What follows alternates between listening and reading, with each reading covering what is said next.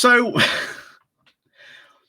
one of the many things that was talked about again back in 2016 and sort of since then was the idea that if we did Brexit, we could make things cheaper.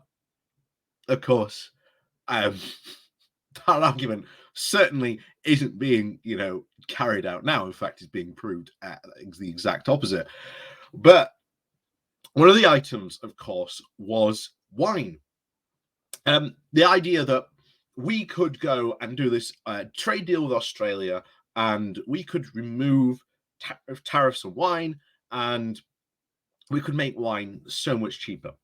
Now, of course, the current essentially trade deal we did with Australia basically means that your average, shall we say, wine drinker in the UK, who's partial to, shall we say, the drop of the Aussie stuff in particular, basically saves about 10 pence a bottle, roundabouts. It's nothing. Unless you're buying wine in like vast quantities, and trust me, no individual in the UK, unless you are a business or an international company that sells wine in the UK, you're not really, shall we say, making a saving. In fact, I think the grand total came up that a wine drinker would be saving something about £1 something. I think it's like £1.30 a year on Aussie wine. But even now, the Treasury apparently is going to be changing rules, which, if changed, could basically mean that this now wipes out a supposed Brexit benefit of having cheaper Aussie wine. So let's go diving into this and find out more about how the government, who is desperate to have Brexit benefits, is getting rid of a apparent Brexit benefit. So before we go jumping into that, please do remember to hit that like, share, and subscribe button. And of course, down below there are links to my Patreon page and a one-off link called Buy Me Coffee, where you can buy me coffee. And as always, thank you very much to all those people who do help support the channel that way. And of course, down below there is a link to the YouTube subscription, where if you subscribe to that, you get all sorts of little bells and whistles. And of course, there is the YouTube thank you button as well. So on with this. This article comes from City AM with the title of "The Price of Aussie Wine Could Fall Victim to Treasury Reforms. Yes, even after the trade deal." The much vaunted Australian trade deal. So, at the end of last year, to much fanfare, the UK and Australia signed a free trade deal, the first negotiated from scratch following Brexit. The UK is the #1 destination for Aussie wine exports in value and volume, exporting 246 million litres of wine worth around 449 million Australian dollars.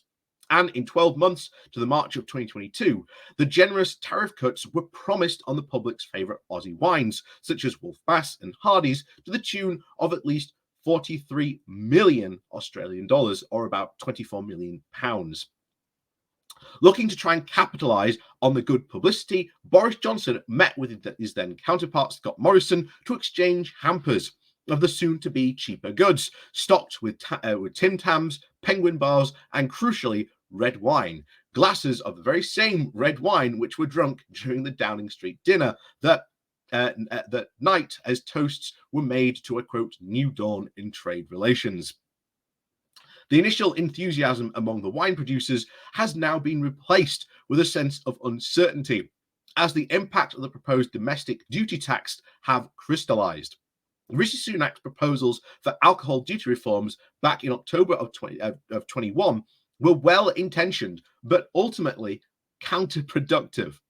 The plan was to simplify the system, to tax products relative to their alcoholic content. The stronger the drink, the higher the tax. The idea was a welcome one, to prevent an incentive for low alcoholic beverages and encourage the reduction of alcohol content.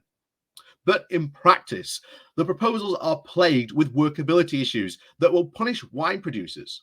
For still wines stolen in the UK, producers will have to stop working in two current categories and start working in incremental bands which go up every 0.5%, between 8.5 to the 22% current. In Australia, it often takes 24 months for grapes to get to the vineyard to British shelves. The wine industry is at the mercy of the soils, the climate and location of production. And fertility of the hot Australian summers ensure that there is a far greater factor for us than our competitors in France and mainland Europe, as warmer climates result in higher sugar levels in the fruit, which in turn increases the alcohol content for the wine. The inconsistency of the impact across the globe is indirectly giving the EU a free kick.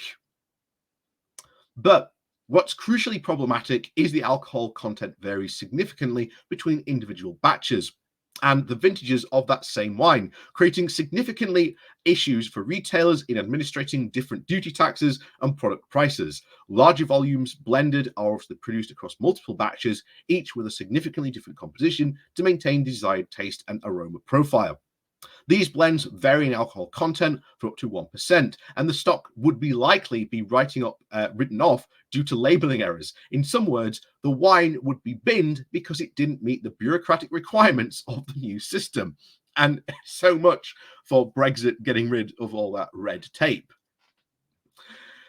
It would also mean as much as at least 95% of Australian reds would actually become more expensive in the UK post free trade deal.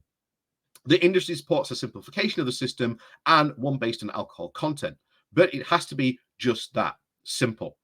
By expanding the 0.5% bans to a minimum of 1%, it allows these natural functions in the product. The duty rate should be payable at the alcohol content on the wine label. These are simple solutions on the table to enable the Treasury to actually enable its own aims of a simplified system. As it stands, the Treasury is facilitating a post-Brexit boost to European winemakers while hurting the key ally to make popular wines more expensive. So,